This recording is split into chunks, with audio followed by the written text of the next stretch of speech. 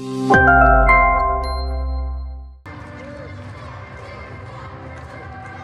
مسابقات چنون یادآور شدیم روز 21 می در ورزشگاه کلوب مرکزی ورزشی ارتش دسته‌های منتخبی ترکمنستان و افغانستان به هم میآیند و بازی شما را با هیئت دسته و آشنا می‌سازیم. نخست از هیئت دسته ازبکستان آغاز می‌کنیم که همچون میزبان بازی می‌کنند.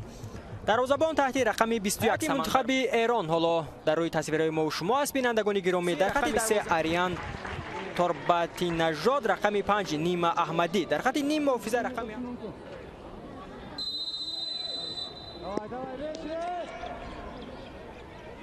صدای شکی داوری مرکزی بازی بلند می شود. بینندگان گرامی که باز همونجا امکانیت ها بیشتر گردیده است. یکی از این فوتبالبازان را ما در آنجا ببینیم. فوتبالبازان منتخب ایران به هجوم می‌گذارند. امکانیت هست، ضربه و گل.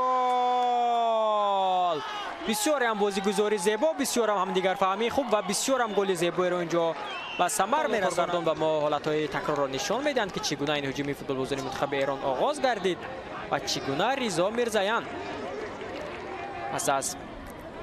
پسی هم دستش امیرعلی خرمی فوتبالبازان منتخب ازبکستان ارسال هم داخل جریمه‌گاه انجام داده می شود. امکانیت هست، ضربه و گل. ورزشگاه تالکو آرینا هستند و از این منتخب ها مخلصی کرده هستند. بیاید به این هجوم نظر افکنیم که توسط کنار چپ صورت گرفت. بسیار هم پسی اولی را اینجا انجام داد. در کنار چپ انیخترش صلاح‌الدین ترسونوف و با یک مهارتی بلند اینجا هم ضربه زد. محمد گندمی توپ را سوی می‌گردد. ضربه محمد به مرکزی میدان، بسیار هم خوب. توپ تا به خط حمله می‌باید. امکانیت هست برای فوتبالبازان منتخبی ایران، ضربه و گل. رضا میرزایان گل دویمش را ایران باز در حساب پیش صف می‌گردند. باید به حالت تکرار متوجه میشیم که چگونه محمد گندمی ضربه زد، بعدا اینجا اشتباه کرد دفاعگر منتخب ازبکستان عبدالله امانعلیف و پس از این اشتباه او از میان دو دفاعگر منتخب ازبکستان پیدا شد. رضا میرزایان و حسابی بازی را 2-1 نمود. اینجا توپ را در اختیار نگاه داشتن نتوانست عبدالله امانعلیف.